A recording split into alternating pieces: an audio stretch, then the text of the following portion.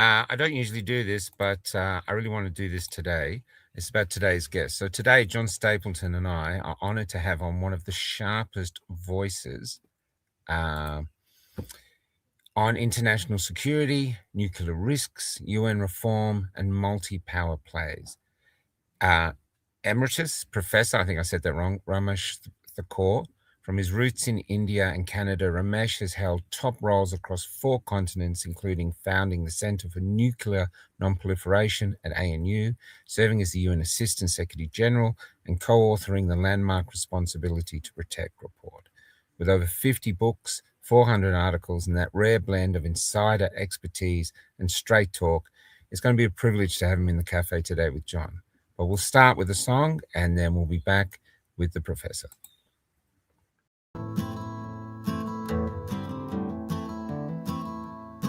When I met Jesus Christ, he was almost 10 years old,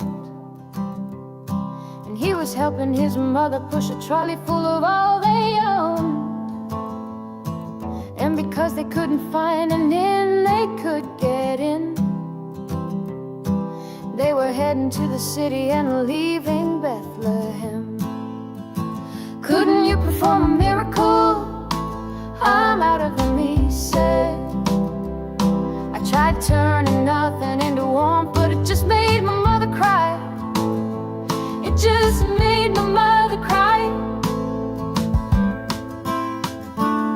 Mary Magdalene has become a man, and tonight he's old, and she has been riding my tram. Now it's late and she's trying to sleep beneath a poster for a bank. Your dreams are important to us as it bathes her face in gold. Come give us your natural gifts. We make wealth from toil.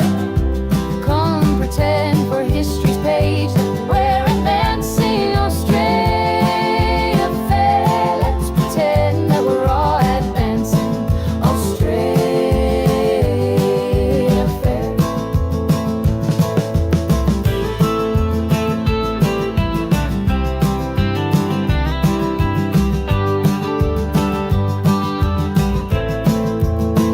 Back down the road I found the church we built on the black man's bones was empty, and out the front a sign read all but sold. A sign read all but sold. And we all owe so much money, but to whom we're not quite sure. So head down, we just keep running along our fading golden shores. So head down, we just keep running along our fading golden shores. Come give us your natural gifts. We make wealth from toil. Come pretend for history's page that we're advancing Australia fair. Let's pretend that we're all advancing Australia fair.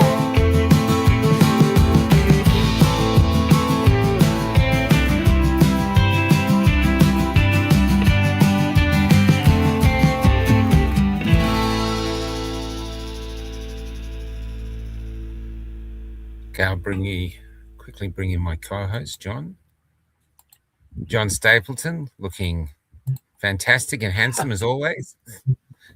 Amazing what AI can do, huh? Okay, shall we bring in the great man? Let's bring him in. Yes, Ramesh. Yes, 3 old geezers by the looks of us. Oh dear, I just feel all over the floor, so I'm trying to dodge it. Could I just start with one question, which is not going to be about the book, but it's really fascinating because of your position in the UN. what is life actually like in the United Nations when you get in there? What's it actually like? Or when you first went in there, was it what you expected, or was it just, I don't know? Well, I think I started off with three big advantages. One was I was very fortunate in the Secretary General of the organization when I entered, Kofi Annan. I think by general agreement, the UN has had two and only two outstanding Secretaries General. And it is important we call them Secretaries General because they're not generals. One was Dag Hammarskjöld from Sweden, the second SG, and the other was Kofi from Ghana. I was fortunate in that. And in particular, the fact that he gave me full backing for my right and indeed responsibility to speak publicly on controversial issues while I was in the UN. I'll give you just one quick example because it is relevant even to what we do later. I had more than 50 op-eds published in the International Herald Tribune, as it used to be, at a time when that was combined Washington Post and New York Times, the international edition. It was unquestionably the most prestigious and the most influential international publication while it lasted. It had enormous range and influence. It gave me enormous visibility. It gave me guaranteed access to anyone in the world, any leader of any country that I wanted to speak to. And because I write on contemporary issues, and by definition, the leading issues tend to be contentious and controversial because it involves conflict and dissension. The condition that Kofi imposed on me was I would not send them articles in advance for clearance because they wanted not just plausible deniability, but truthfully, they wanted to be able to say that they had not read it in advance. And second, every article had to carry the disclaimer at the end that the opinions were my personal views, did not reflect either the institution I worked for directly or the United Nations overall. And they generally did that once they failed to put that in. And I wrote to them and said, look, if you forget that, then I'm not allowed to write for you. Now, I was the only person in the history of the UN who was able to get away with that. Wow. More than 50 articles, not a single one vetted in advance, a lot of them very controversial. A lot of them attracted formal complaints to the Secretary General in New York. And he worked out a standard formula. He said, look, before you tell me the name of the person, I think I can guess. Is it so-and-so? Yes, it is. Well, you're not the first, and I'm sure you will not be the last. But you know what? He's the vice rector of the United Nations University that has its own charter, which guarantees its institutional autonomy and academic freedom. We are not going to interfere with that.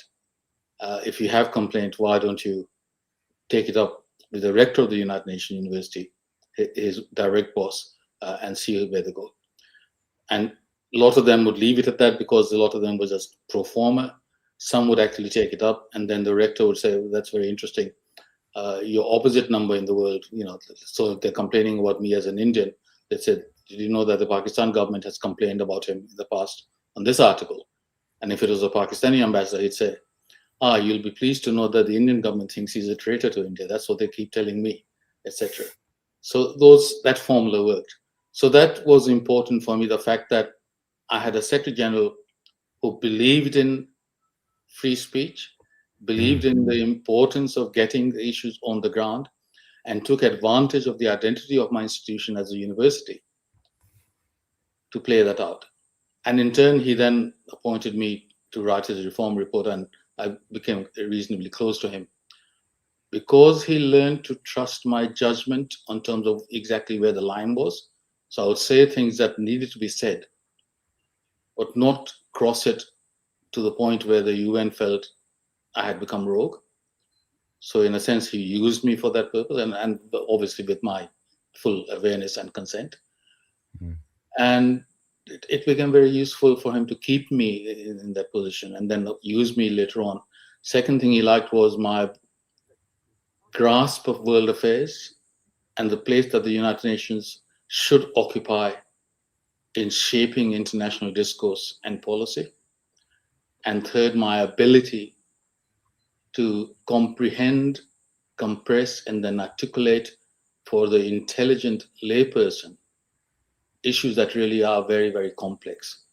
The ability to avoid jargon, to write in a way that people who are interested and reasonably intelligent and well-informed could follow the arguments. And in turn, and there was a fourth element, that was my ability to cross the global north, global south boundaries and understand both sides and then come to my own position. And the fact that no one could pigeonhole me that I was left or right or spoke like a northern apologist or a southern apologist. All these factors, if you think about it, are central to how the UN should operate. Yeah. And he came to appreciate that, and not just recognize that, appreciate that, and in turn make use of it. So I think that factor was very important. The second thing was the fact that we had autonomy with our own endowment fund, which we used to fundraise, not to just act as though the amount we had was modest, but it was enough that we could put our own money in. And trust me, that is incredibly important in raising funds when we'd say, we actually are putting our own money where our mouth is, but we need additional funds to get this going. And that was very helpful. So that was the second factor. And the third factor was the seniority at which I entered. I think what the UN system has suffered from is a lot of youthful, by definition, most recruits are young. This is their first serious job in the early to mid-20s. And they enter with a lot of enthusiasm and idealism, and they very quickly hit hard political reality. I mean, you think politics is hard and realpolitik domestically. It's nothing compared to the UN. Think of it this way. Imagine the Secretary General as a Prime Minister and Finance Minister who presents a budget to a parliament in which every single MP sits on the opposition benches. That's how difficult the job is. And so we had to operate within that, not offend too many member states, excuse me, to a degree that they become determined to frustrate you, thwart you, and defenestrate you, get rid of you. And that, again, was very useful training ground for political judgment in terms of, okay, there are things that need to be said. I'm prepared to say it. And if it comes to that, the consequence is that I end up losing my job because the SG comes to a point where he cannot defend me anymore. That's fine. So when I spoke out on the Iraq war, before, during, and after, I knew that if it came to a head, it's possible that I might lose my job. Yeah. But I was confident in my abilities. So even just before the war started, in fact, I did a public lecture in Canberra at the ANU, which attracted 400 people. It's the biggest audience that I've ever had in Australia.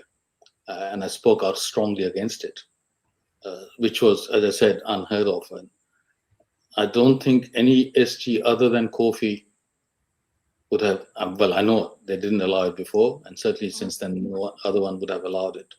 So all these factors contributed to my experience. And my net conclusion to finish off this is, think of the UN as two things. It's a particular organization at a given time with its own rules and procedures, its personnel, and the key factors are the senior personnel, starting with the Secretary General. And if they understand the ideals and the limitations and operate within that, they retain a necessary element of idealism, but operate in the real world of member states, who are, after all, who control the organization. It's not the Secretariat, it's not even the SG. They control it. But he has an authority, a moral authority, that no other single person in the world has. Not the Pope, not the President of the United States, so neither the power end nor the faith end of it. The SG combines both elements. And Kofi used that, Hammarskjöld used that. No one else has managed to do that anywhere near these two people. And he did that. So they operate in that world. And because of the fact that there's only two who've done so, it gives you an idea of how limited the things has been, the idealistic side of that. But the other thing of that is, in addition to the flawed, imperfect, dysfunctional personnel and procedures and actual world, more importantly, in the long term, I think, and the key to understanding why it has a certain cachet even now, is that the United Nations represents an idea. It's a symbol. It's the only body that brings together in one organization, one house, all the divided fragments of humanity, with all our differences, with all our tensions, but also shared commitments and values. I'll go back to one incident which, again, begins to reflect our age, but it is very important. The Boxing Day tsunami. I Yes. happened to be flying back that day from Australia back to Tokyo. So I didn't hear the news until after I arrived in Japan. So I was there when it was breaking. But if you remember that, it was a massive humanitarian tragedy. And people responded spontaneously to try and help whichever way they could, including in Australia. It's the people's reaction that shamed the governments into generating more generously, into donating more generously to the relief efforts. And it was the four navies of India, Japan, United States, and Australia that went into immediate action. Most people don't realize that is the origin of the quadrilateral security dialogue, which is a maritime cooperation between these four countries. When the humanitarian crisis hit, these were the four countries with the most capable navies for responding to that humanitarian crisis in their region. And they did. And they discovered they could work together with great compatibility. And it was something that made them feel good. And they transformed that later on into a more regular pattern of information and exercises, which has consolidated over time. So that is the ideal that the UN represents. So it's the ideal of a world where, through shared efforts and collaboration in an international organization, want gives way to dignity, apprehensions are turned into hopes, and conflicts are replaced and displaced by peace and harmony. It's an ideal that will never be realized, but it is not an ideal that as human beings we can afford to give up on. So you've got the two sides of the United Nations, but you've also got the other factors that helped me survive that and not fall into pessimism and cynicism.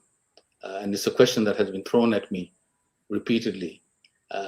In Australia, when I speak to young people at universities in particular, and also in India, and in India they say sir still to professors, we don't in Australia.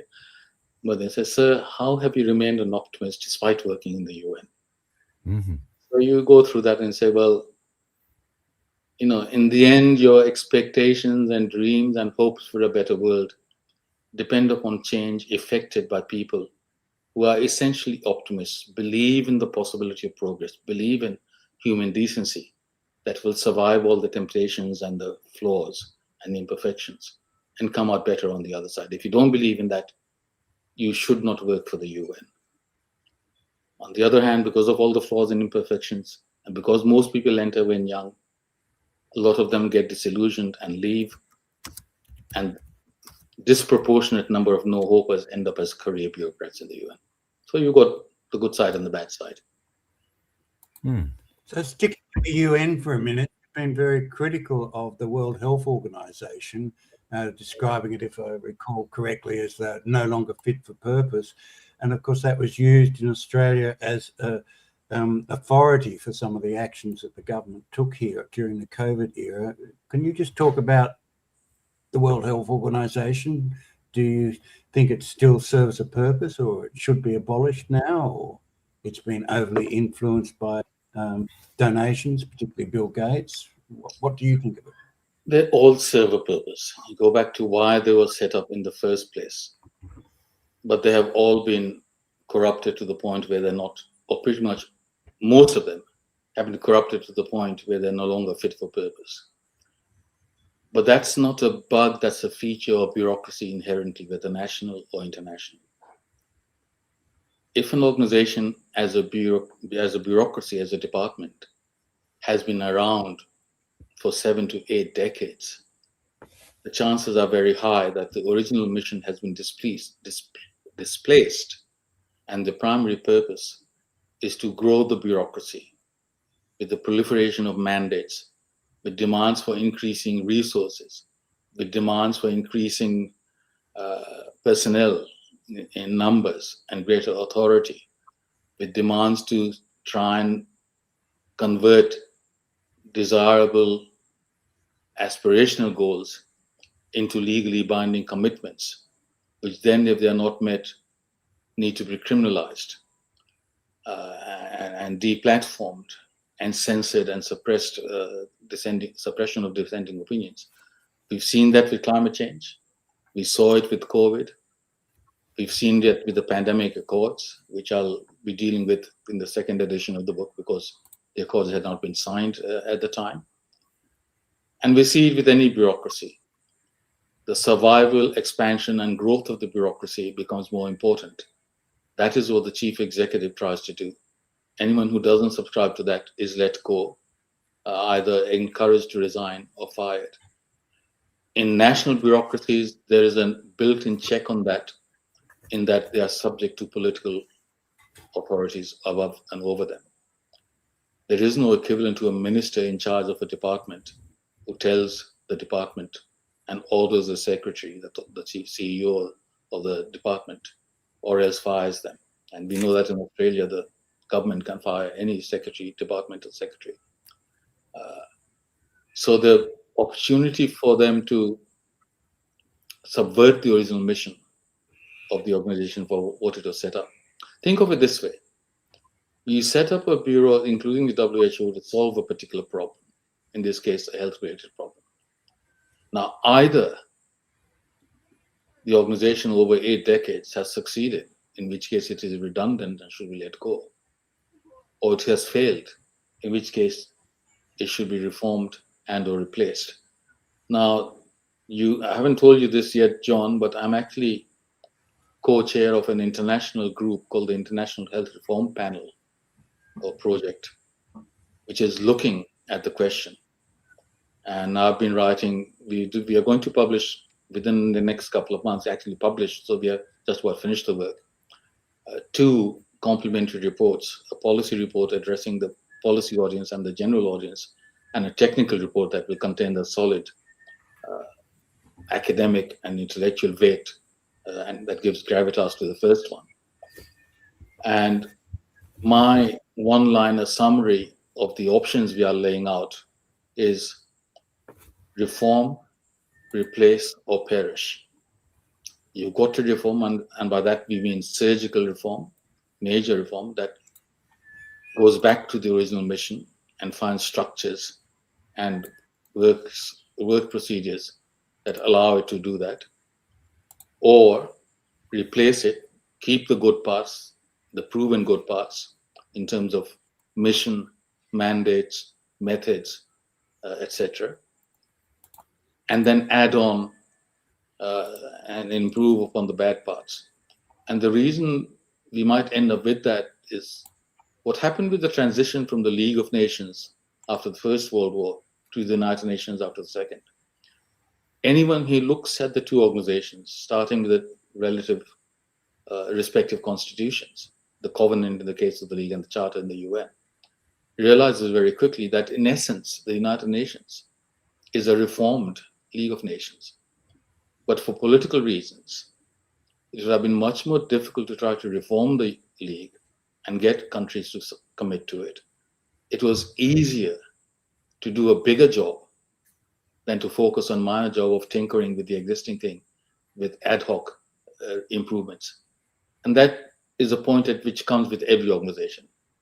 There is a point at which the effort in trying to reform it far exceeds the value of any achievement you get at the other end. And it is easier to start afresh. So it may be that that's what we decide with the WHO. And that means essentially we are looking at a commitment in principle to the idea, just like I was saying about the UN, a commitment in principle to the idea of an international health organization, which works on the principle of what the Europeans call subsidiarity. You tackle the problems at the lowest possible level, where it has maximum need but also maximum impact, and only move upwards in the different layers to tackle things that can only be done at the top level. So the argument then becomes you don't do at the international level things that can be done better at the international level, but you only do things at the international level that cannot be done, even if not so well, at the lower level. Because long term, it is better for people to do it at the lowest level possible, because then they internalize the experience and learn from it. So that's the idea that we are going to try and push. And if you fail either to reform or to replace, then accept the very real risk that you'll fall apart, you'll perish, that you cannot survive as is. So that's the message. Sorry, go on. So Australia signed up to the pandemic treaty for the WHO, which you were very critical of. Can you just explain?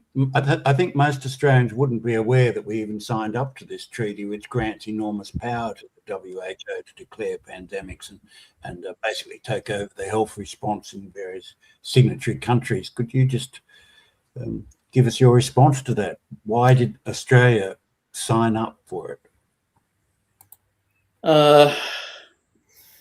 It takes us into a much bigger question, and that, in a sense, plays to my strength, the answer. And that is, I've approached the whole topic, as you know, even on COVID, from the start, explicitly as a policy analyst. I am not and have never claimed to be a medical researcher, a medic in any form, or even a scientist. But I look at policy whose primary job and mission is not to find solutions. Because at a policy level, you're not looking for solutions, you're looking for trade-offs. How do you, on a hierarchy, organize problems that are most urgent, that can be tackled? At what cost? And so how much resources do you allocate to the different policy baskets that require being addressed as a government? And for that, you need experts, but experts from a range of perspectives and the different policy domains that you're addressing as a government. But the experts come to the table at your request as policymaker.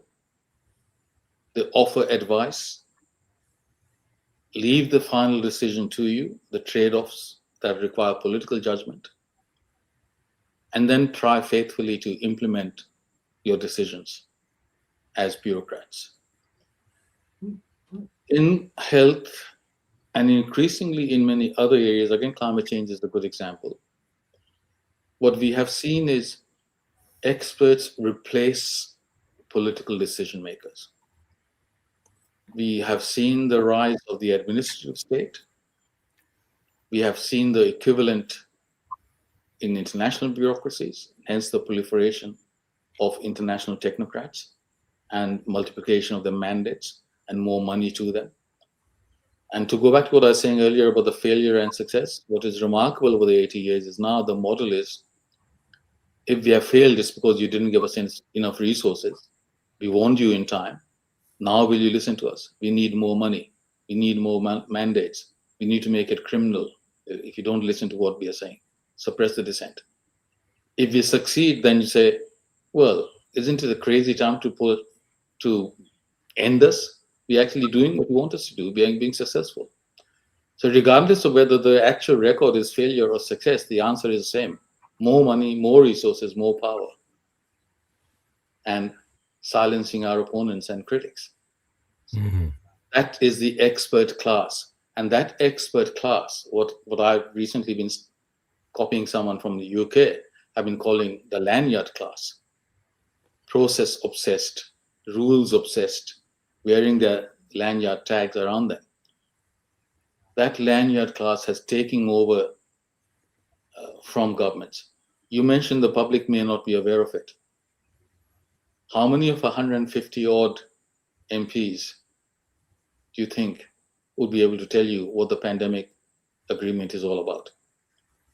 In our system, zero. In Parliament, the executive doesn't even have to take that issue to Parliament. They sign off as an executive, even as a treaty, whereas in the US system, the treaty does require ratification by the parliamentary system, by Senate, not in ours. Wow. So there is that. And you saw during COVID, the bureaucrats took over. And then the bureaucrats were promoted to governors and this and that and that. And it was it in South Australia and WA that the police commissioner was making the decisions in the end, not because they launched a coup. The government's handed over. So I think that has been the rise of the experts at the expense of the political leaders has created a huge democratic legitimacy deficit, pretty much in all democratic countries, and not just the Western ones. Internationally, the experts rule. I think that is what the populist surge is against. What does populist mean? It's used pejoratively as a term of abuse and delegitimization. It means policies that are popular with more voters than are not. So the fact that something that should, on the face of it, it's a fake democratic legitimacy has been turned around into authoritarianism, far right, fascist, Nazi, neo-Nazi, etc., etc., etc. And I think that you're reading out my CV there. The anti-globalization across the board, including on the health issue, is a reflection of that. And the fact that you failed us so badly on COVID has helped to open a lot more people's eyes to what's going on and how the experts may be the most credentialed. It doesn't mean they are the brightest and the most intelligent and the most commonsensical. And you saw it in The Voice in Australia as well. How the elites across the board, across every domain, across every sector, united. The Qantas with its messaging, the cultural elites, the financial elites, the ruling government elite, the bureaucrats, the media, the message was just unrelenting. And same, universities. It was all one-sided. And come the vote, what is it? 60-40. The elites are completely disconnected from their own people. The metropolitan centers do not even know what the rest of the country is thinking, let alone understand, or God forbid, agree with them. And that is not isolated. You see that, and you see the efforts to criminalize their participation in the political process in country after country. I mean, I don't know about you, but I don't feel confident that should he actually win, or even that Nigel Farage will be allowed to compete, just as they've done with Marine Le Pen in France, and they're trying to do with AFD in Germany. Giorgia Meloni was lucky in Italy that she got through and has been a great success as a PM. But see the difficulties that some of the others have had, and the EU has stepped in to cancel elections. Well, in the UK, there's just about to cancel local elections again by deferring them in May. So the democratic project is under serious threat, but it's under serious threat from this side of politics, and also from the other side to a lesser extent. But this is the problem. The experts believe not only that they know better, but that they have the right to impose their preferences and policies on the rest of us. And they have taken that to the international level. And Starmer is trying to shuffle back into the EU despite the clear Brexit verdicts. And that is the difficulty. So I think the answer to your question is people don't know. They trust the experts. I think the lesson of COVID is it's bad policy to trust the experts.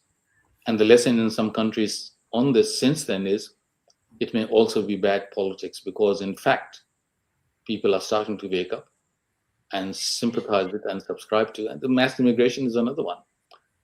How do you explain the dramatic upsurge in poll support in opinion polls for one nation? It's the same phenomenon. So yes, it is true. And I think what this shows is that there is more scope than many of us were prepared to accept for reversing this within the existing political channels and processes. But it requires clarity of thought, and it requires courage to act on that. And the thing I was talking about, the WHO and UN in general, the bureaucracy in general, the choice is, do you reform or do you replace? In many ways, voters are coming to the same conclusion with regard to their traditional alignment with parties. They're saying, we've tried to reform my party from within. I have stayed faithful to the ideology on which the party was founded. They have walked away from that. Therefore, I will now look for alternatives. And so political alignment that traditionally used to go from parent to children to grandchildren, that has begun to fragment and recoalesce across the Western world. It's a much weaker intergenerational party loyalty than used to be the case. And I think that's a good thing, because it will force parties no longer to take voters for granted. It is no longer true that they have nowhere else to go. They do, and they are doing so.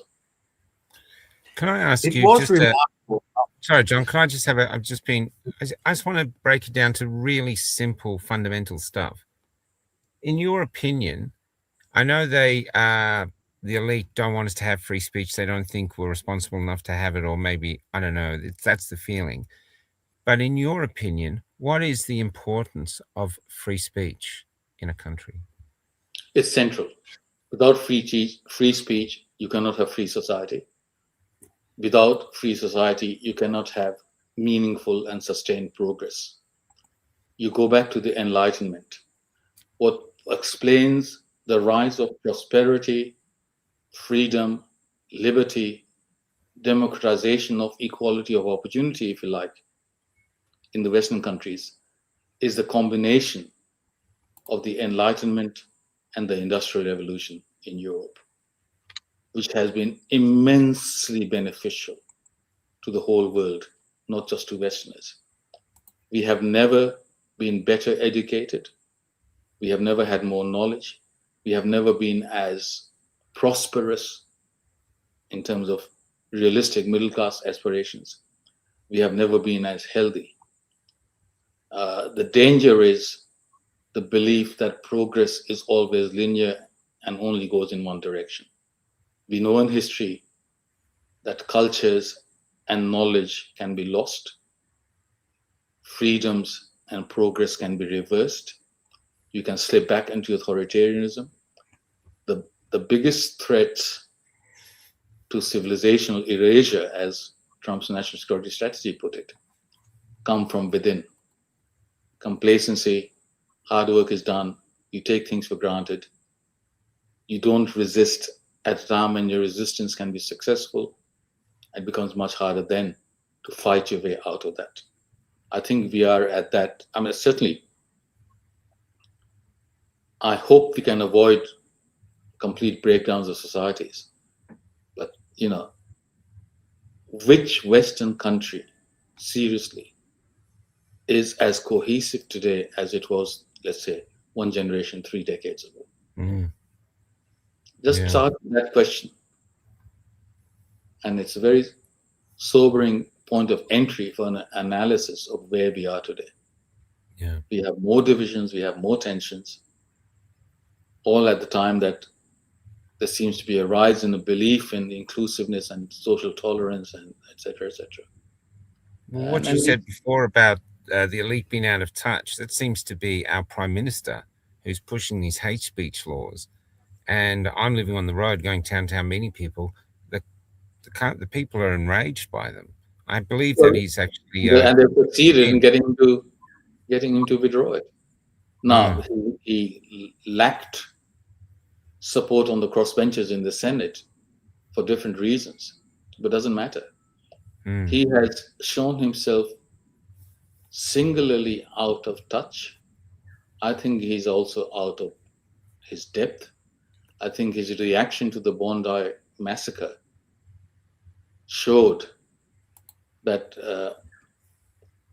he is running out of time. And I think from the popular reaction, the people have run out of patience with him.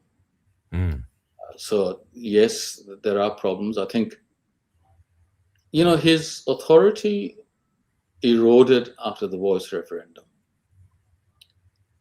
I think his authority has crumbled with his, what was the phrase that Henry Ergus used in The Australian?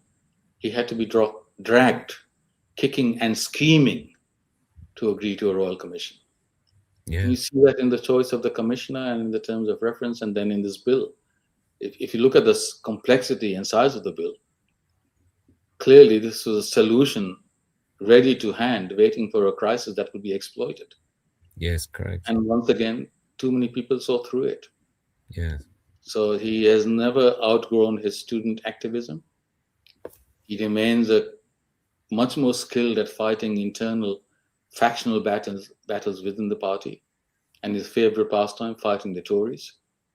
He has been anything but a unifying national leader, able to rise above the fray. I go back to Kofi Annan. Of all the people I have known in my lifetime, and I've been privileged enough to get to know quite a few senior people in leadership positions in many different countries in the world and internationally. Of all the people I've known, he was the one who I think best illustrated, exemplified what I think of as a good leader. Someone who combines the inspirational and the aspirational while being still well-grounded in political reality. Someone who has the ability to communicate where he or she would like to take us, why that vision is important, why it matters, and why it is more important to aim for that vision and work for it than to be stuck in our immediate self-interest. In other words, transcend your immediate self-interest because the larger cause is more important. So he sets out the aspirational goal and inspires us, coaxes us to work for that better vision instead of accepting where we are, and shows us a way. All the great leaders in history have satisfied this. To strive to be greater than what we can be, what we think we can be. Why it is important, how we think we can get there with the right of, whether you're looking at Martin Luther King Jr., or even Jesus Christ, or Gautam Buddha, or international leaders, or the great national leaders. They managed to do that. That is what the system they tried to put in place after the Second World War was the vision and the achievements of the great wartime leaders in the different countries. That is what we are lacking. I think since then, we have pretty much everywhere in democratic countries descended into career politicians. Think of the breadth of experience, again, going back, let's say after this end of the Second World War, in the first couple of decades, for example, or even 3 decades in Australia, the cabinets reflected a breadth of experience in the real world. Now, it is essentially career politicians. What job has the Prime Minister had out in the real world? Which of his cabinet ministers have had any real job? I mean, I've been an academic and then a UN official for all my life. But even I feel that I have a better grasp of what the real world is than any of these clowns. And that's not just the Labour side, it's true on the other side as well.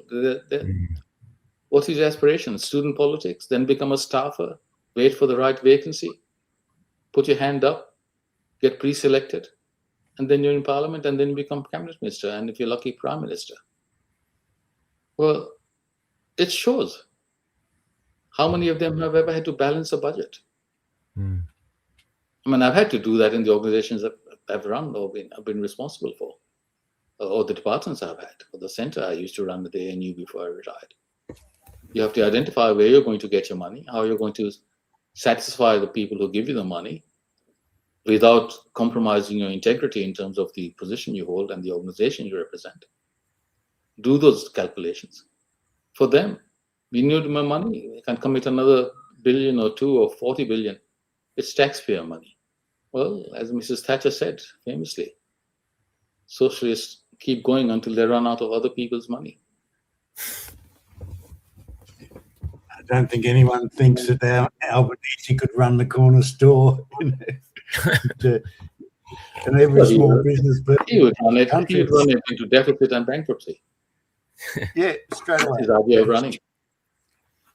That'd be an interesting imagine play, wouldn't it? To actually take someone like Albanese, he's totally disgraced, thrown out of society.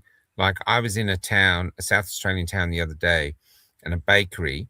Now, most of the town is being bought by new migrants. And the rumor is that they're buying it with a $40,000 grant that they all get when they enter the country. We contacted the immigration minister to ask him, can you confirm or deny that? He hasn't replied. That was from John's suggestion. But they believe it all over Australia. But in this one bakery, there's this woman, Australian woman. She was like in her early 80s. Her face looked like, well, it was just so lined. It was like history in her face, except you couldn't read it. And she's learning how to work there because she can no longer afford to live just on the pension. So she's going back to work in her 80s. And I thought this is a symbol of where we are as Australia. We're sitting on all this mineral wealth. We should be abundantly wealthy. And here is someone who's basically closer to a nursing home than the womb, going back to work like an apprentice with a little hat on and a little badge, you know, and here she is trying to, you know, this is how it is on the ground, if you know what I mean. I'd like to just modify one thing I said.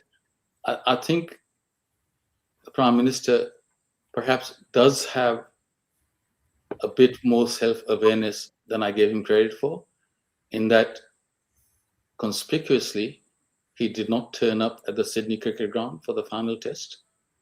And let's see if he turns up at the Australian Open in the final. I'd be very interested whether he will risk appearing in public and risk the boos that will ring out. I don't think he takes very well to public criticism like that. Well, Bikini Gate has really floored him. You know. Yeah. Sorry, but did you if have he any? does turn up and if he is booed, that makes wonderful election material for the opposition parties, doesn't it? Oh, yeah. But that Bondi Beach thing was incredible. But I just want to ask, previous to COVID, I think Australia was quite naive. Where you said they're becoming more aware, it seems to me that what happened in COVID and the jabs and everything was like a Pearl Harbor attack on our culture. Mandates. I was reading about, you're saying authoritarian. This is a picture I took. Oh, you can't see it. Where is it? See where? It's a picture of an armored car on the streets of Melbourne. There. At these guys, where two of them, I got shot by them. They were shooting grandmothers with rubber bullets. People holding freedom signs. This was pre the shrine, and Australia had never seen it. So, like here, that's the shrine. Here's the new police, all in their armor, and here's Australians. So it's like these guys are off to the cricket or bingo, and these are saying, "No, we're the future now. Do what we tell you, or we'll brutalize your grandmothers." Like here, I'm the only person I know I'm the only person who's talked to that woman. So she was Croatian. Her name was Mary, and I asked her. I said, "Did the reason you didn't run away when the police were coming towards you?" And she was wearing the Australian flag as a cape. Is that because you took it for granted? Then in Australia, the Victoria Police wouldn't hurt an old woman. And she said, that's exactly what I thought. And then this guy in front pushed her down and pepper sprayed her. The guy behind her, the bigger guy, pepper sprayed her. 7 other cops walked past her and ignored her as she was screaming and struggling. And then the 8th cop stopped and he tended to her and called others to tend. He renewed her faith in humanity that day. And but I thought that day, everything would stop. I thought Australians would go, that's it. No, we're pushing over grandmothers, pepper spraying. This is it. This is Schindler's List stuff. We're not going anywhere forward. Instead, the authorities claimed that it was a man dressed up, which was bullshit because I met her there. And the public bought it. And I thought, why would the public buy a lie? Is that because they're so scared of the government that basically they're doing anything the government says? Anyway, the question is, COVID-19 was a Pearl Harbor attack. No enemy gets 2 Pearl Harbors. Is this what the Voice is now? And hate speech laws, Australians are like, all their defenses up. Anything coming from the government now, you have to be completely skeptical about. I think that's a very important element. Before COVID, it never occurred to me to doubt any recommendation from the health department, either in Australia at the national level or from the WHO at the international level. So faithfully and dutifully, I took all the recommended vaccines whenever I traveled or whenever it was time for that, including boosters. And said, I did not, it was beyond my comprehension that they could be lying or gaslighting us or dissembling, or that they didn't have our best interests at heart. So I took all that for granted. And when all the descent into authoritarian practices began in Australia, my reaction was, before this, I would have sworn and bet a year's salary that we would never see these scenes in Australia in my lifetime. And what happens after that, I don't know. But there's no way that this would be done. And then I brought all that together, and I think I sent my op-ed to the Japan Times on what was happening in Australia by way of this descent into authoritarianism. And the opinion editor and the editor, as a rare step, came back to me and said, is this all true? Are you not exaggerating? This is Australia we are talking about. Mm. So I sent them reams of links to newspaper articles and to video footage, including the ones some of the ones you just had up, saying, well, this is the point. It is happening, and people need to be made aware of it. And then you remember the interviews from American TV and people saying, is this really happening? Do we really have military on the streets of Sydney and police helicopters on your beaches? What's going on? And then the article was published after that. Now, the Japan Times doesn't actually, in the op-eds, much like the Australian, doesn't include hyperlinks. So they wanted to get all that before they published it, because it is a serious article. But when it was published, I had the same reaction from a lot of readers saying, isn't this article over the top? Surely this is exaggeration. Yeah. So people who wrote like that, I wrote back and with the same links. And they said, wow. So yes, it was there. And I think it was the critical thing that broke, forget about government. In the States, from the start of the COVID thing, not until the end, but maybe 23 or 24, the opinion polls, trust in the medical profession fell, I'm relying on my memory now, fell from 71.5% to 40.1%. In a short space of time, it's nearly half what it was, and it's trading water. Well, it's going on. It's underwater now at under 50%, and that was due to COVID. Mm. And you have had the same in Australia. Mm. It shows up in your vaccine take-up now. What is it? 3% of eligible Australians have taken up the booster offer. Mm. Last I looked, it was something like that. Just 3%. And it's got to the point. The Met Office is another favorite hobby horse, isn't it?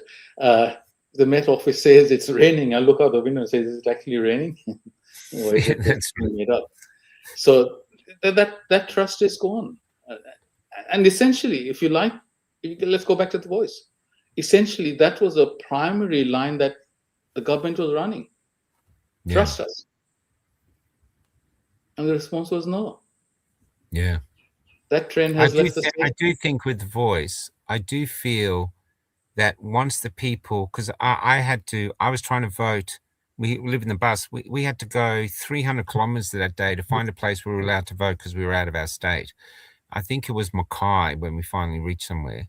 And everything was yes, yes, yes. It was just one tiny little stand out of the way with the no vote. And you walked in there thinking, we don't stand a chance. This is going through. But I wondered when it was crushed, whether ordinary Australians got into the booth, there was no camera in their face, no one actually telling them, threatening them with their jobs or losing family and friends or their house. They were alone, and they basically did an FU to the government. I don't care how good this is. I'm just saying no. This is my personal revolution. I think, Michael, That is true, but only half true, and let me explain why. And by way of background, before the actual vote, right up the last moment, my wife was quite apprehensive that the yes would pass. So we had that discussion, and I said, look, it's not just one opinion poll, but pretty much all the opinion polls are agreed.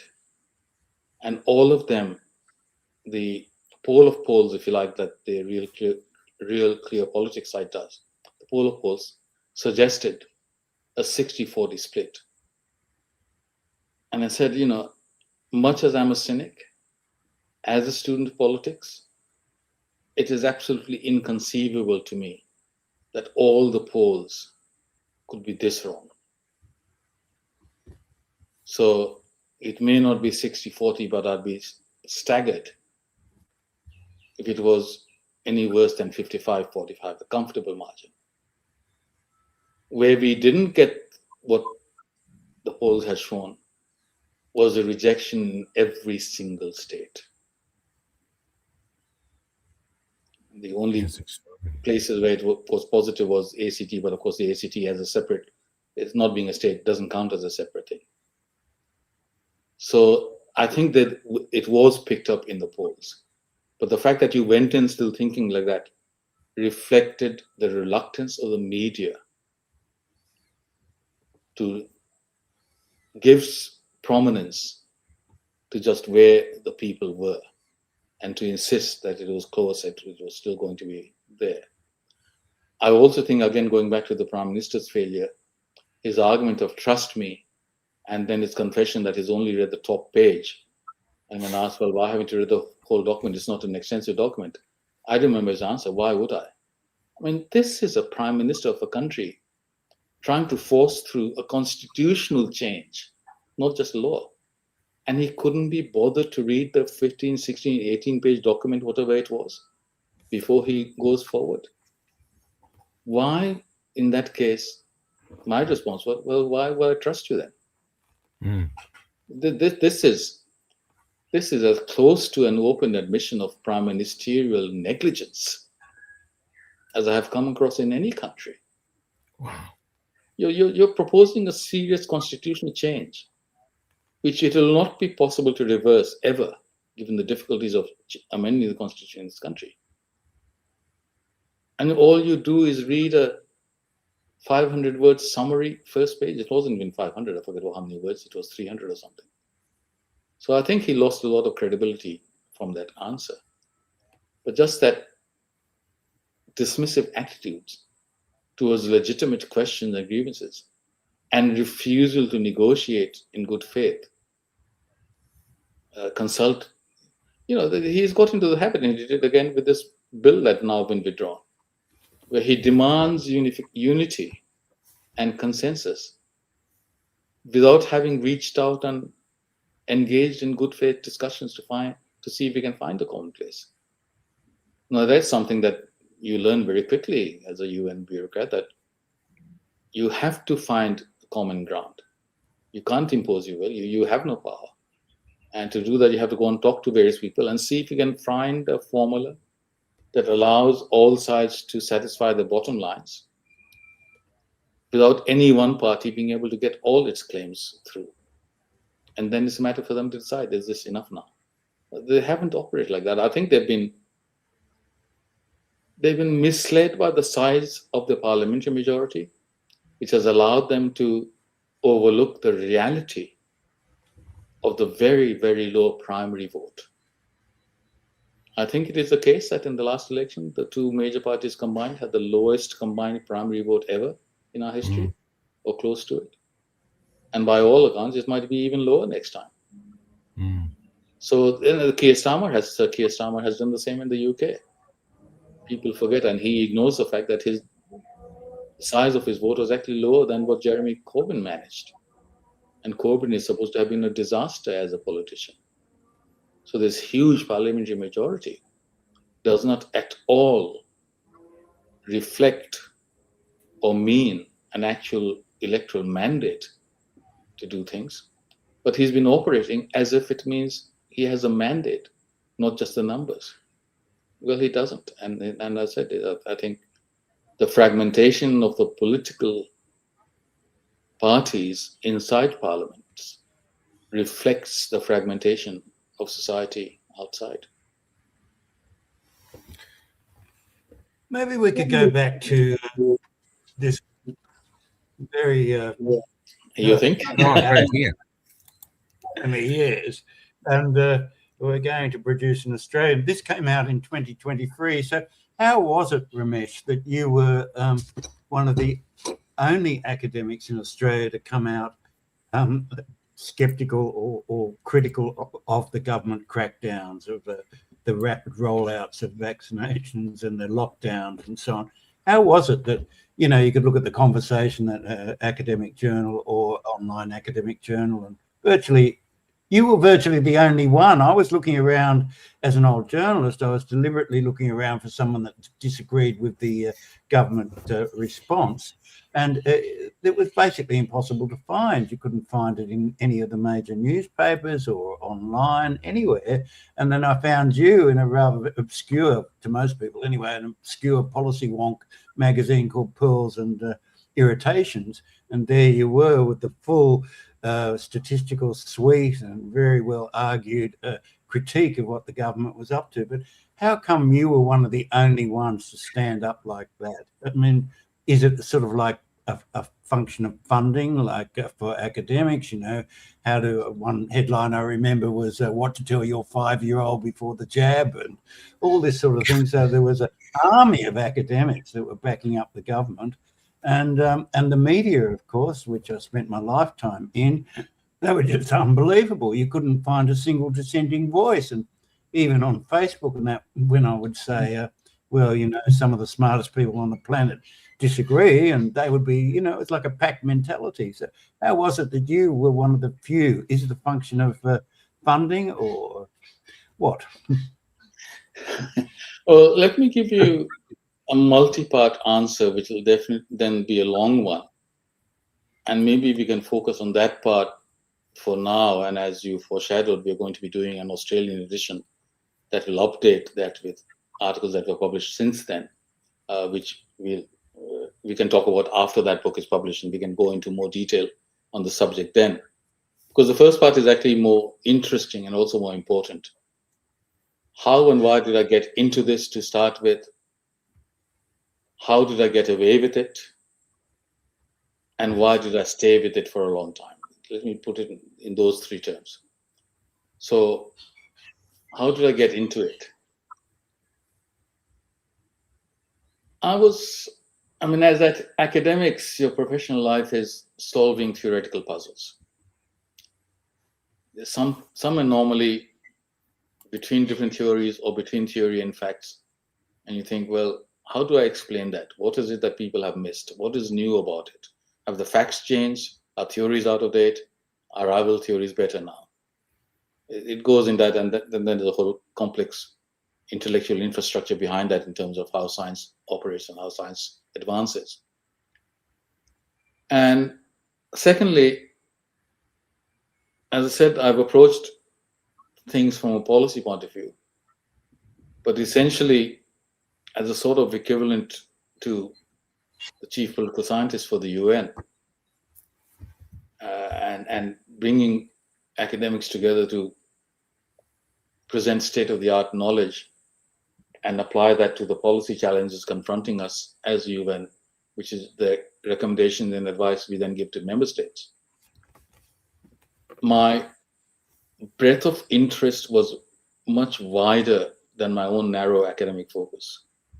I used to co-convene and co-chair a meeting in Geneva every year at the specific request of the Secretary General Kofi Annan, which brought together the research parts of the UN system with their counterparts on the operational side.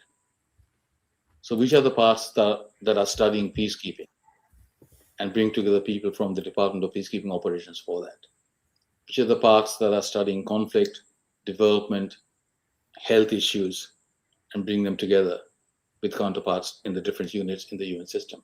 So the practitioners, within the limited UN context, the practitioners, but that's certainly the policy wonks and the researchers, bring them together. And it was a very interesting exercise because those debates were exactly what you find in the rest of the world outside the UN. The gap between academics and practitioners.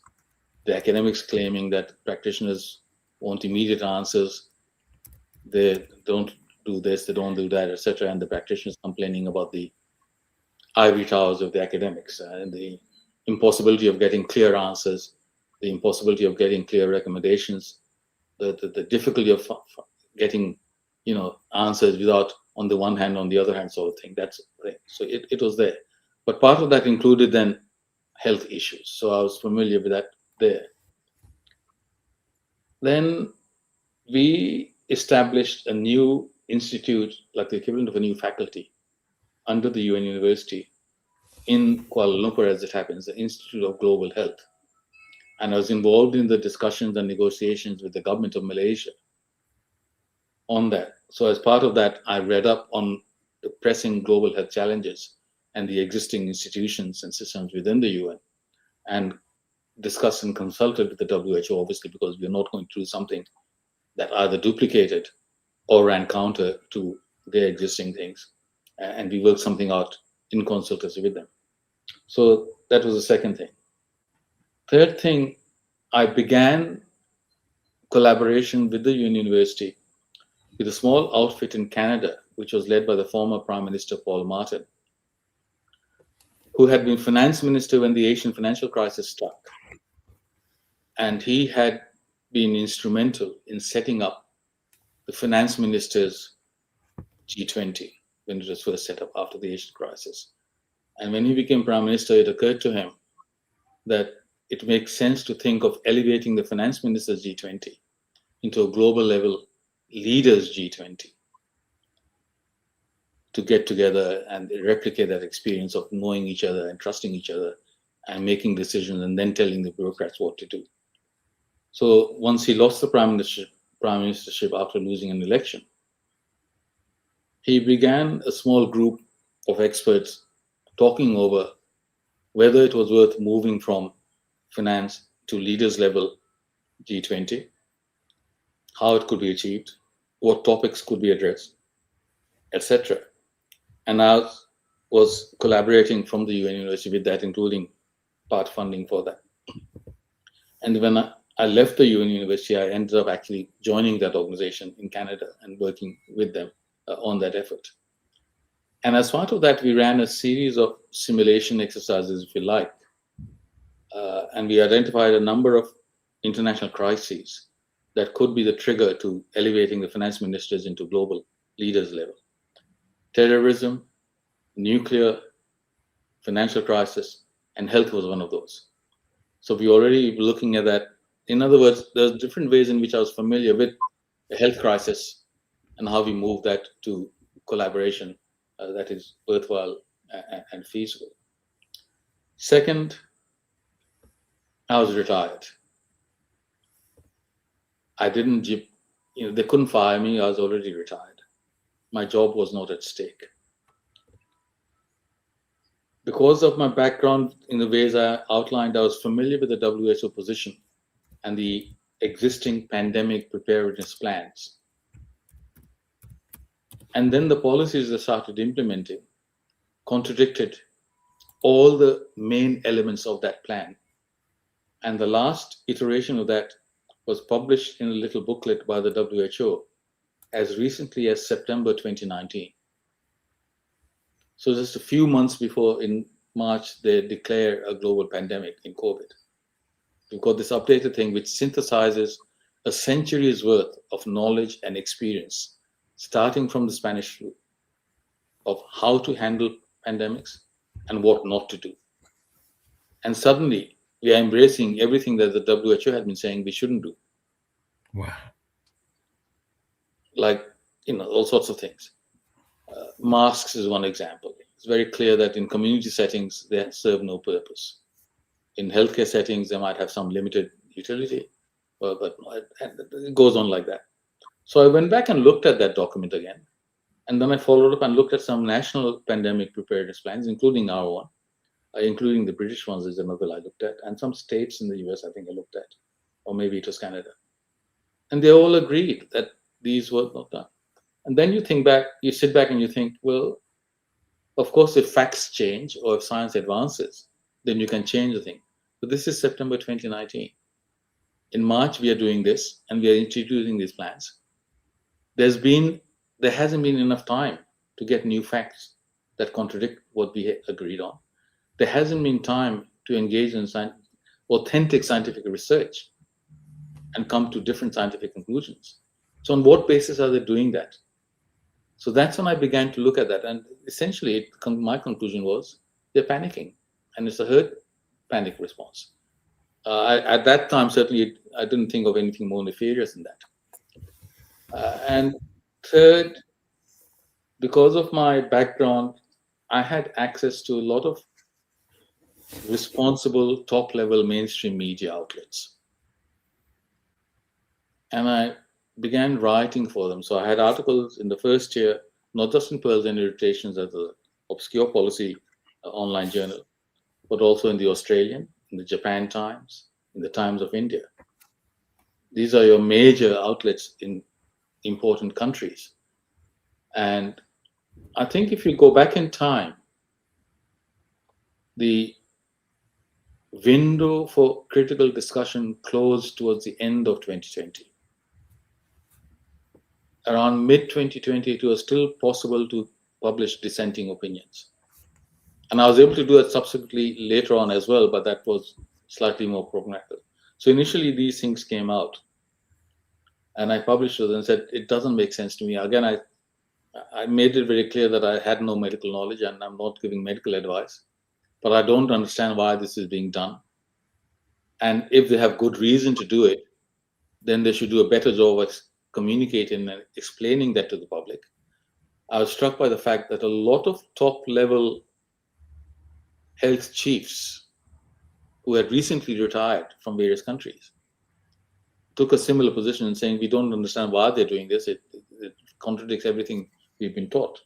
And then, of course, famously, we had Sweden, where their chief epidemiologist, Angus Tegnell, said exactly the same thing, that he looked at what the Europeans were doing. He went back and looked at the existing knowledge. He could find no scientific historical justification for what they were doing. So as far as he was concerned, he was going to stay with the existing science. And he said in that first year, don't judge us now or even in 1 year. Judge us by results in either 1 year or maybe after 2 years.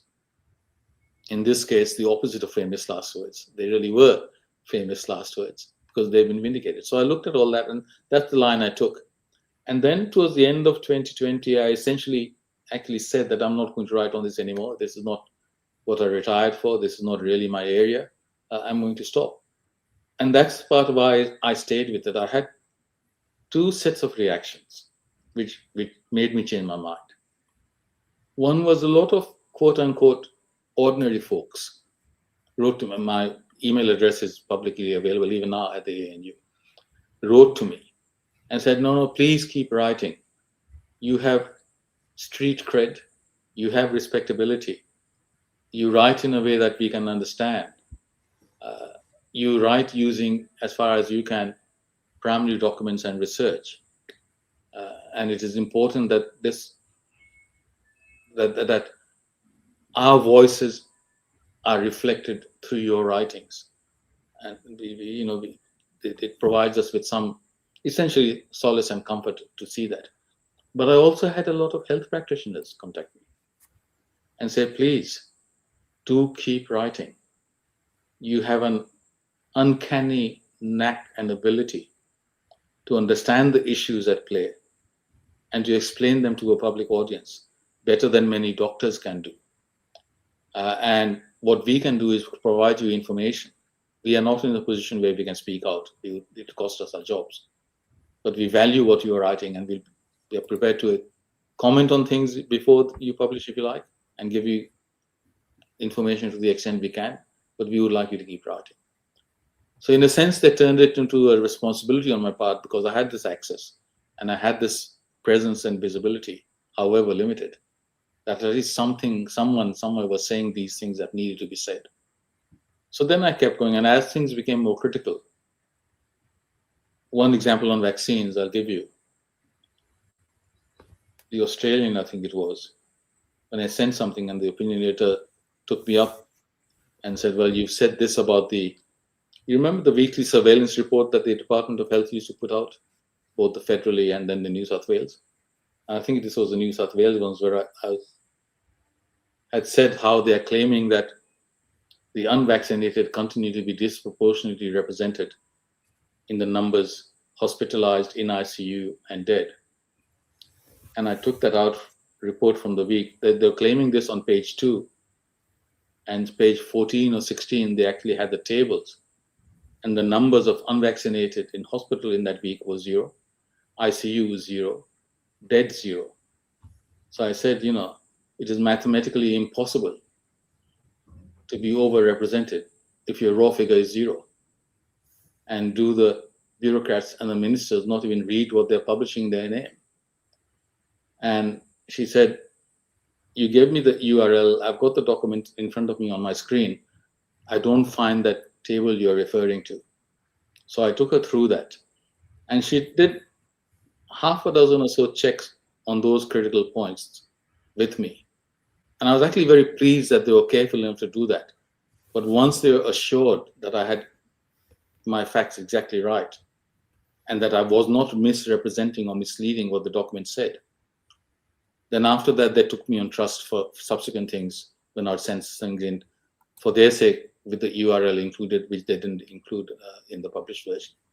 But the fact that I was using primary documents, as I said, and not misleading, not taking things out of context, that gave me credibility with them, and it gave them confidence to be able to publish that, confident that they will be able to withstand any attacks on them by saying, well, we checked it out and this is what it says. And if it's wrong, then you need to go back and correct your own sources, sort of thing.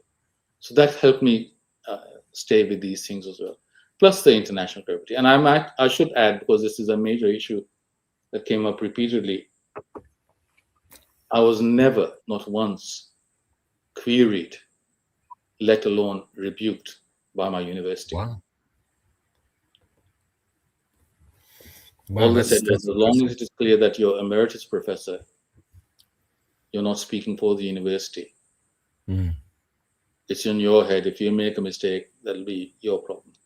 The other side of that then was, I had to be extremely careful in everything I wrote, that at least all my factual claims I could back up with appropriate documents or articles. And opinions, you can always say, well, that's my opinion. But yeah, I could say, if I'm wrong, it's because this published thing is wrong. I will correct it when the correction comes. But all I'm doing is taking what the experts are saying and putting it in a framework in terms of policy trade-offs. And for example, you say, well, even one avoidable death is one too many. And I say, well, from policy point of view, this is as stupid and moronic as you can get. I mean, if you know, for example, that around the world, more than 1 million people die on road accidents, in road accidents. By definition, then, you could save at least 1 million lives annually around the world by banning automobiles altogether. But this is so far-fetched an idea that no country even contemplates that, although some might be moving towards that now in terms of petrol cars. But the costs, economic, social, even in terms of lives, they're just too horrendous to think of that. So you keep it within acceptable thresholds and try and decrease that over time. And that's the policy trade-off we should have faced with COVID. It made no sense to turn your National Health Service into a national COVID-only service. And now the after effects are flowing through. The deferred screenings, the interrupted immunization schedules because of the COVID restrictions, the declining faith in vaccines after that, the drop in confidence. I think the UNICEF published was it last year or a year before, 67 million children around the world lost out on at least one necessary immunization dose because of the combined effect of disruptions to services and falling trust in humanization. So all this is there, and allowed me, impelled me, obligated me, whatever word you want to use, stay with it. But mostly for the past little while, I have done with that. I think this health reform project I'm talking about might well be my last major contribution to this debate, and then it's up to others. So can I clarify that well before this the COVID panic, lockdowns were seen as inappropriate response to a pandemic, and that governments around the world basically contradicted this long established practice. And yes, and Mike's been all around the country interviewing people whose lives have been severely damaged, businesses lost, mental health, etc. But many people lost their businesses, and therefore their employees lost their jobs. But that's correct, yes? That the government yes, contradicted. It was inappropriate. It was unethical. There was no utility to it in terms of positive side. There's lots of disutility to it in terms of harmful collateral consequences. Lockdowns is a euphemism. What they're doing was putting us all on the house arrest. Yes. Even if we had committed no crime, even if we were healthy. It was, with vaccines, you went one further. The explanation for the failure of vaccines was people who didn't take it. Now, as far as I know, this is the first time in history that explanations for the failure of a drug is pointing the finger at those who refuse to take the drug. So, it's... Sorry, you shouldn't laugh. Not but a bad it's analogy when you think so of if you went into a bank in the old days wearing a mask, the first thing they do is call the cops. And during COVID, if you went into a bank wearing a mask, the first thing they'll do is call the cops. Yeah, I know. So it's a peculiar inversion of reality. So yes, Yeah. lockdowns were never recommended. It was recognized that the benefits were illusory, if any. The harms were serious, substantial, and enduring. And so it made no sense. School closures. School closures, I think, in the long term, are probably even more damaging to children's future than vaccines. Yeah. I think compulsory masking might turn out to be long-term more damaging to children's future and development than vaccines. Because they just lost out in the first few years of this necessary human interaction. I had, can I tell you something beautiful about that, Ramesh? I was approached, because I was prominent in the Melbourne campaigns against Dan Andrews and the pandemic bill. Dan Andrews banned unvaccinated children from going to the Christmas carols. And so an underground Christian resistance group approached me and said, would you and Damien Richardson, MC, we're going to have, in a park, we're going to have Christmas carols for everyone. That's what we did. And a lot of people turned up. But we were very concerned of the police coming. We're always waiting to have the police come in. We had a choir and they got a call. We were told it was from the Archbishop or someone to do with the Archbishop, and told them they'd be in real trouble if they sung to these children. So they left. So suddenly we had 10 minutes to go. We had no choir. And I said to the people watching, I said, look, our choir has been scared off. Anybody here sing? And the choir emerged from the crowd of people who came up and prepared to sing. It was a beautiful, beautiful night. But at the end, we had a thing called the Free Hug Army, where we offered, because the government had a thing saying, staying apart keeps us together. So we retaliated by having the Free Hug Army. We offered hugs to everyone. And Damien and I were hugging people at the front of the stage. And then we looked down, and there was all these children, about 4, 5 years old, 3, 4, 5 years old, looking up at us. And we realized they'd never seen humans hugging, strangers hugging. And so I got down and I said to them, I said, would you like a hug? And for the next few minutes, all these children lifted up their hands around us, and we hugged all of them.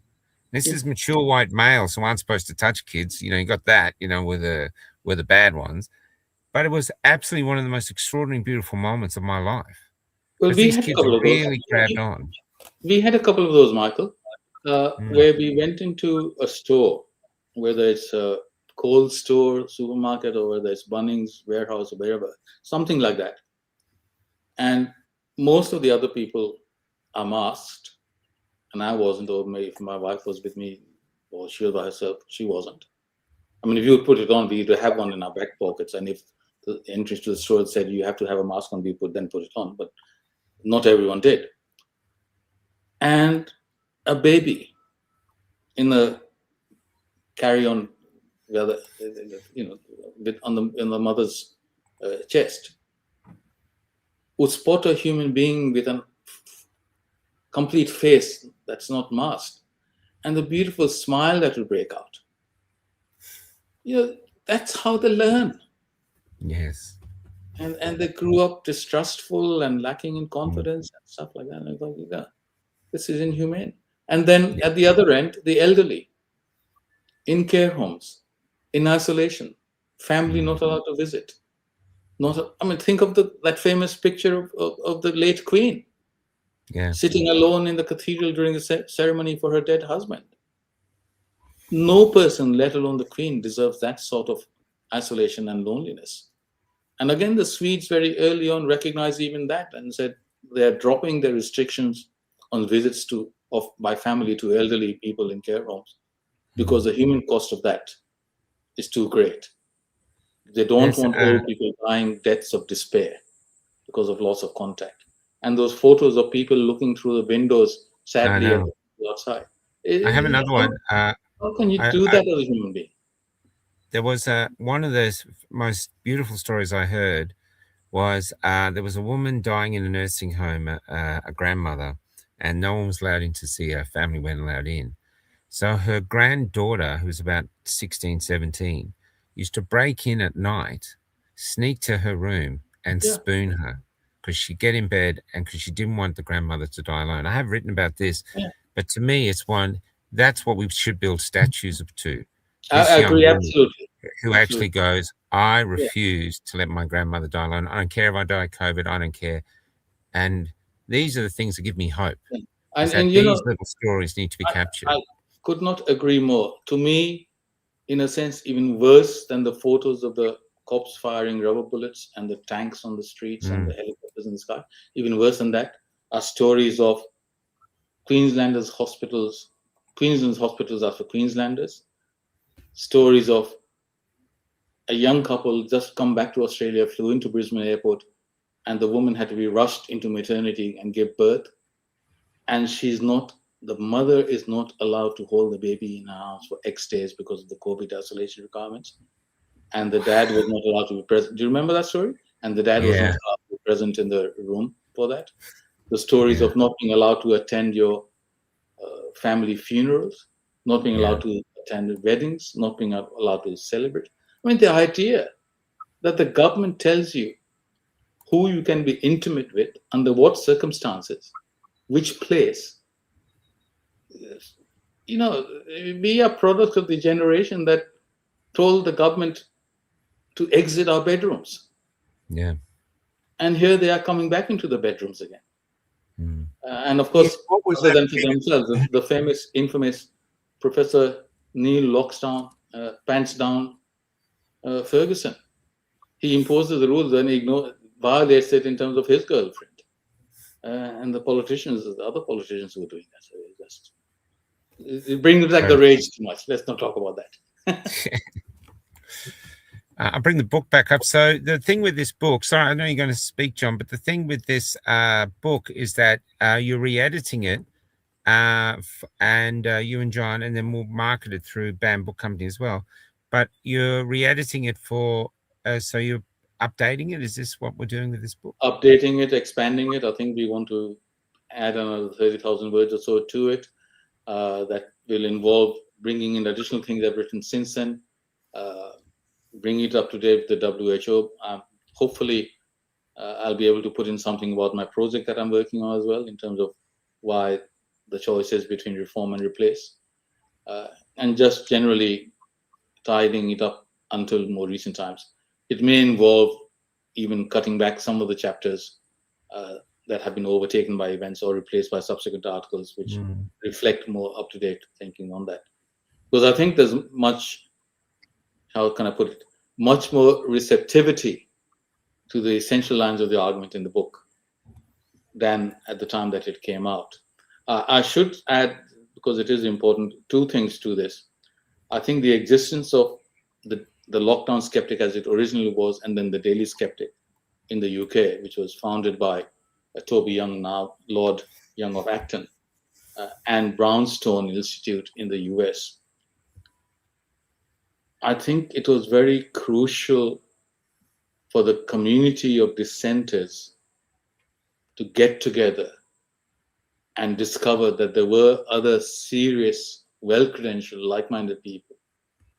And I think from reactions to a lot of articles in these, it is clear that these two outlets in particular, and others, but these two in particular in the English-speaking world, helped to preserve the sanity of a lot of people when they were asking, has the world gone mad or am I going mad? And they realized there are actually other serious people thinking the same. It's not just my instincts if I'm a quote unquote common person. It's not just me if I'm a scientist. There are other scientists, but they were not allowed to be given a voice. And it's only later that we learned the extent of the directed coordination between governments, media, tech platforms, social media, the massive censorship industrial complex, which they wanted to even broaden and extend until yesterday. The Prime Minister was intent on that and then had to withdraw in the face of opposition. They are going ahead with that in the UK. The Trump administration has been very vocal in attacking cutbacks, limits to free speech in the Western countries as part of their attack on civilizational erasure in terms of the values which they should be committed to. I think the loss of any free speech from any free speech restriction vastly exceeds any possible gains.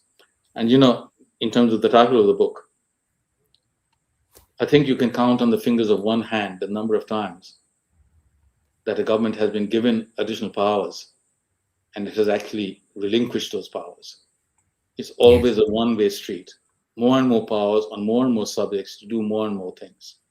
Yeah. And the second thing is, any government that has powers that can be abused will abuse them in time. If not this government today, then a successor government in the future. If power can be abused, it will be abused. If power can be misused, it will be misused. And it will be misused by authority against citizens. And therefore, that old saying that we took for granted and don't use anymore, the price of liberty is eternal vigilance, I'm afraid is true. And we have a fight on our hands to reclaim our essential liberties, to reclaim our freedoms, and to hold governments accountable. An unfinished agenda for me is a lack of accountability for those who perpetrated these crimes of government upon us. I think you need accountability for three reasons. One, the sense of justice is innate and deep-grained in human beings. We need that sense of justice appeased. Two, it is impossible for victims and their families and loved ones to find emotional closure until the perpetrators have been brought to account. And three, perhaps most importantly, the only as well as the best and most effective guarantee against a recurrence of this madness is to punish those responsible at the top levels, so that future would-be perpetrators will know that they will be held to account. If they get away with it today, we can guarantee others will repeat the same thing in the future. So I think that agenda remains unfinished. It may need a generational change of political leaders before they're prepared to open it. But that was one of the earliest broken promises by the Albanese government, the promise to hold a royal commission on the whole COVID business. But who would bring charges against them? I mean, it seems like the courts Successor government. Successor government. Our governments today are very good at apologizing for things that were done 200 years ago. Yeah, 50, 60 years ago, thalidomide. They seem incapable of apologizing for things they do themselves. Frankly, at much more that they apologize for things they are doing and they are responsible for. I think it would be a sign of a great leader if you could say, look, we did this under duress and we made mistakes. Just accepting mistakes at the Either human. duress or yeah. the wrong information, or we panicked. Yeah. We regret it. Yeah. We take it on. It was our fault, Yeah. not yours. You were right. Sorry, John, you had a question? Yeah. So you believe, Ramesh, that some of the perpetrators of this, senior bureaucrats and so forth, should be jailed as a result of their malfeasance or dishonesty during this period? Only after a free and fair trial. So what is your millions of Australian children were injected with a poorly tested vaccine, as they call it, which was experimental and very poorly tested. What's your response to that? What do you tell parents who went ahead and had their children vaccinated, many of whom now regret it? Well, I don't think you can blame the parents so much. You know, it takes an exceptional person to resist government edicts and fiats, and firstly to open the mind to the possibility that the governments are not acting in good faith. I mean, who would have believed ahead of this that our governments would be saying to the media, even if this claim is true, you must not publish it because it will promote vaccine hesitancy. So I think the media is just as culpable. It's seduced by clickbait. They abandoned their historic role of holding governments to account, of telling truth to power, and they fell into this willingly. I mean, there's just a topsy-turvy world in so many different ways. So I think we need to do that, and they need to accept responsibility for the fact that there's much more openness today to outright quackery because of the loss in trust in government, for which they are more to blame than anything else. They took that trust and abused it. So I don't blame parents. And that's why I think it's important to hold the top leaders in the health sector and in the political sector to account. That they live the rest of their life in disgrace. I don't necessarily want them all in jail, but I do want them named and shamed and retreat into anonymity and non-entity in disgrace for all the damage they did to us. And why was Djokovic banned? It was because he contradicted their main narrative. Here was the fittest, healthiest tennis player in the world, unvaccinated. They couldn't have him leaping and winning an Australian Open. But wasn't it wonderful, that photo at the end of the Australian Open final the next year when he won it? And you had the Moderna representative, Moderna sponsor, and big sign on the back as he's collecting his trophy. That was worth it. That was so worth it. They kept him. I was a part of that protest. We camped outside the refugee hotel where he was in, a really shitty, crappy little hotel. And in the windows, there were other refugees who'd been there for weeks with their hands on the window, basically just bathing in the recognition or trying to get some interest in their case because Djokovic was there. It was unbelievable, and it wasn't just the politicians. Like everyone said the Serbians would come out in full to support him, but they didn't. There was only a handful of Serbians that came. The rest were wanting him removed. The rest were backing the government. It's fear is the corruption we really dealt with, how fear took over everything.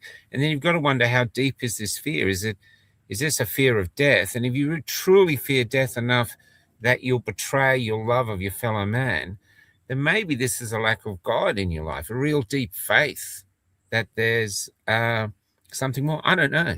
I'm just trying to figure out where this immense fear comes from that they're allowed to do it. I mean, there's still lots of people in the community who were devastated that they weren't allowed to come to Christmas dinner. On the other hand, Michael, 50 years from now, someone will say, Alex Hawke banned and deported Novak Djokovic, and people will say, Alex who? But no one will, and everyone will know that Djokovic is right. the greatest tennis players of all time, if not the greatest. Yeah, I agree with that. Yeah. So, yeah, anything more, John? It just amazes me that people aren't more angry. That's the one question everyone asks. That question wherever I go, but people are going, why aren't people angry? It's so clear that things. Which is why we need the accountability, and we will get it, just not in the immediate generation of leaders who made the decision. I see. So come out. Yeah. They're all complicit. They're all colluded. Yeah. So who's actually going to hold them to account? But once they come out from the scene and they realize that there's people's anger, and if you as a mainstream party are not prepared to respond to my anger, then okay, I'll vote for other groups that do want to do that. So we have to channel our rage and anger into the political process, because at the end of the day, the democratic politics is still the least worst form of government that we have known. And let's face it, our previous system delivered good outcomes. Following process, respecting liberties, encouraging diversity of opinion, encouraging policy contestability. They delivered a hell of a lot of good outcomes. And we need to get back to that. I think they also got out of people's lives, because when I'm going through these country towns, they're all dying. All the shops are up for lease. And so I've got nothing against the migrants buying up the businesses. The businesses are dying, and they're going, well, we'll make it work.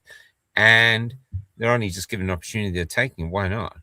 But I think if the government and all the regulations got out of the way of the people, the entrepreneurial strain in most people will get back to work and start fixing it and start making these places flourish. I really feel it's the regulations and all this that are just, I meet so many business people that say, I can't do a business in Australia. There's just too much regulation, too much red tape. It's a nightmare. I can't make money, which is essential to growth. Anyway, I just want to say this has been a fantastic interview. I'm absolutely honored to have you on. It's so lovely just to sit here and listen to you. It's quite incredible. And so I want to thank John for bringing you on. And it's been a pleasure. Sorry you're not in a great studio in like Fox or CNN. Right. It's been a pleasure, and I look forward to a repeat after we have the Australian second edition out. Yeah, perfect. Yeah. Let's do it. Yeah. So thanks, John. Thanks, Michael. No worries. We're going out with a song called Exodus, because over these last few years, I've seen a lot of people saying, oh, I'm leaving, I'm going to live in the bush. I'm leaving, I'm going to live in the bush. They're all telling me this. But people don't realize the great outdoors is a barbed wire fence. Most things are locked off. So it's the reality versus the myth that they think they can go out there and live in state forests. So this song is written to them. But I think the exodus isn't so much they're looking for a new place to live. They feel that the government at the moment, since COVID, is taking us in a direction that's not conducive to our souls. And so they're sort of looking for alternatives. And I think that's why Pauline Hanson is coming to the rise, and other things like that. All these other things, It's a very interesting time to be alive. John, do you want to have any final say before we go? No, thank you very much, Chef. Oh, come on. I gave you the whole thing through to you, buddy. You look so good with that light. Look at you. Take care, Ramesh. Thank you so much, sir. Yeah. Enjoy the rest of your trip out west. No, I live on the road now. It's a modern world. So I think last month we reached 6 million people. There's only 2 of us in a 1987 bus with a Starlink, a couple of broken mobile phones and a laptop. This is the future of media. It's cheap to do, and people want to hear real stories. They just want to hear real opinions like yourself. They don't want to be lied to anymore. They're not sure what the truth is, but their bullshit meters are running like crazy. And contrary to what the MSM argues, there actually is a lot of market and reach for long-form podcasts discussing serious issues at length. Yeah, I think it's been fascinating. Thanks, guys. This is Exodus. And I'll see you tonight with the case about Duggan, the Australian political prisoner at the moment, Duggan. So we're doing a discussion about him. See you tonight. And will you send me the link to this, please? And next week, sorry. Yeah, sure. Absolutely. As soon as it's done, I'll send you the link. Take care. Okay, thanks. Take and care. lots of shorts. I have a list of shorts, man. You're going to be the short king. And next week, sorry, I should have mentioned Colin Lilly is on next week. He's Jacinta Price's husband. He'll come on next week. Wow, man, that's cool. So that'll be great. Yeah. He's just done a new interview on Australia, so that should also be a great interview. So thank you. That's a great couple. Okay. Good night. Take care. Yeah, no worries. Bye-bye. Yeah. See you. Bye-bye. This is Exodus.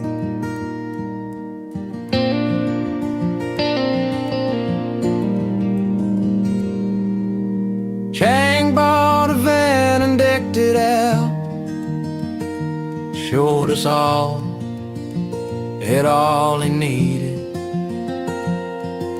Could park it anywhere, free as a bird. But when he flew, he found out fast that the great outdoors is a barbed wire fence.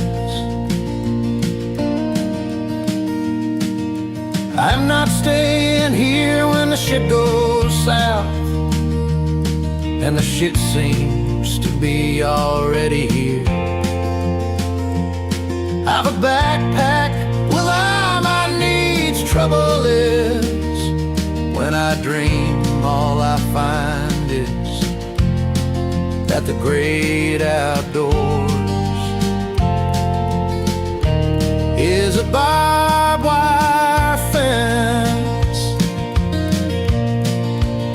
I'm sure my grandfather left freedom here, unless my eyes were open when I was born. But this world has left me blind. Is that right? Mother, am I blind? I'm sure I smelled freedom once in the backwood forests of your eyes. Hide, you said, hide with me, or how else will we ever live free? There's an exodus heading out of town. Their faces are up, but their eyes are down. There's a sun that seems to be shining upside down, and around and around, upside down, and around and around, upside down, and around and around, until we reach the outskirts of town, where we find time and time again that the great outdoors is a barbed wire